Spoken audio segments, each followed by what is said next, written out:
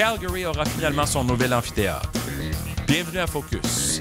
Bonjour, ici Ray Lalonde et voici mon podcast sur la business du sport avec enjeux et perspectives. Et c'est parti! Les Flames de Calgary auront été patients. Ça aura pris des années. Ça aura pris un peu de dispute avec la ville de Calgary, avec le maire.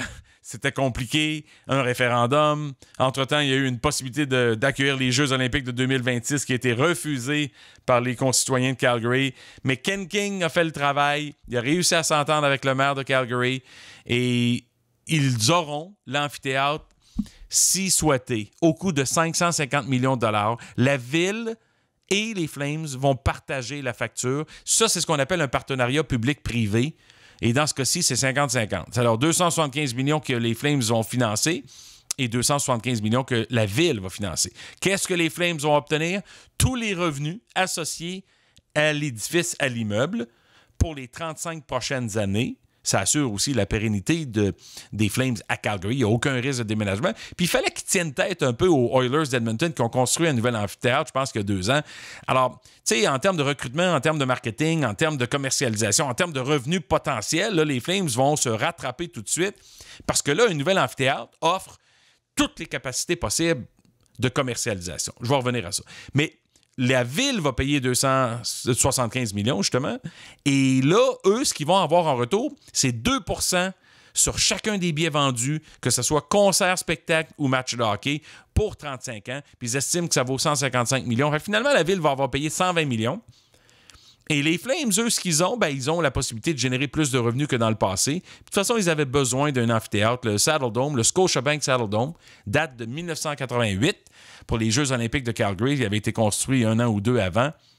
Et on était rendu au point de non-retour. Les Flames ne pouvaient pas vivre dans des conditions comme ça pour quelques années. Et je pense qu'il y avait possiblement des menaces de déménagement. C'est sûr que ça aurait fait mal à une ville comme Calgary, mais Calgary revient au niveau des ligues majeures et cet amphithéâtre-là est important pour bien se positionner à tous les niveaux. Au niveau du recrutement, au niveau des partenariats commerciaux avec les commanditaires en Alberta, au niveau de la diffusion, au niveau de la technologie, au niveau de tout ce que ça représente, l'expérience d'un match, les Flames auront à ce moment-là probablement autour de 2024, mais ils auront l'aréna la plus moderne de la Ligue nationale de hockey. Puis ça, c'est quand même très important, puis c'est symbolique. Puis je pense que le Saddle Dome avait été construit de façon innovatrice. L'architecture était très unique, mais c'était pas configuré pour pouvoir accueillir des spectacles de grand format. Donc, les Flames perdaient un peu dans cette équation-là. Et là, les revenus vont être beaucoup plus élevés. Puis on voit l'exemple, même une équipe comme les Oilers d'Edmonton qui ne performe pas, ils ont un joueur étoile en Connor McDavid. Ils ont une équipe qui est jeune, qui se reconstruit quasiment tous les ans. Mais avec l'amphithéâtre flambant neuf, les revenus sont très élevés. Et les Flames vont pouvoir faire de même. Alors moi, je pense que c'est quand même important de comprendre pourquoi il faut qu'une équipe se batte pour avoir un amphithéâtre neuf. C'est sûr que je ne suis pas du tout en faveur qu'une ville paye pour un amphithéâtre, surtout que les équipes de la Ligue nationale de hockey plusieurs d'entre elles valent plus d'1 milliard de dollars canadiens maintenant.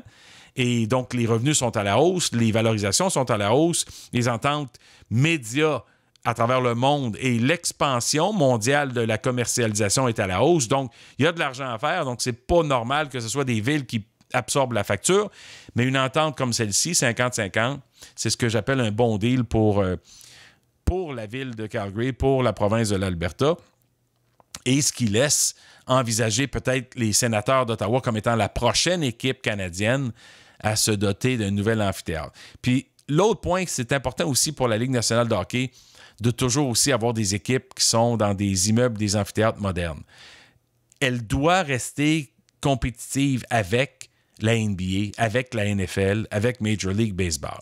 Et chaque fois qu'un nouvel amphithéâtre se construit, dans ce cas-ci, même Gary Bettman avait été faire du lobbying pour les Flames il y a quelques années auprès de la ville puis du conseil municipal, ça reflète un peu le bon travail du hockey de se garder moderne et technique et d'offrir une meilleure expérience aux consommateurs de hockey à travers le Canada et en Amérique du Nord.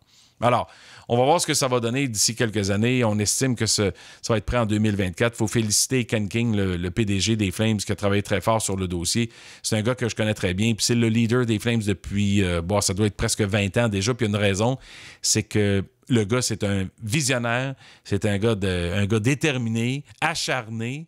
Et il en a fait preuve avec ce dossier-là. Puis la conclusion, très favorable pour les Flames de Calgary et leur avenir pour les 35 prochaines années. Merci d'être au rendez-vous, de me suivre sur Twitter, @RealRayLalonde. Merci, évidemment, de partager le podcast avec vos amis, avec vos familles, avec les gens dans votre entourage. C'est disponible sur iTunes, sur SoundCloud ou sur YouTube.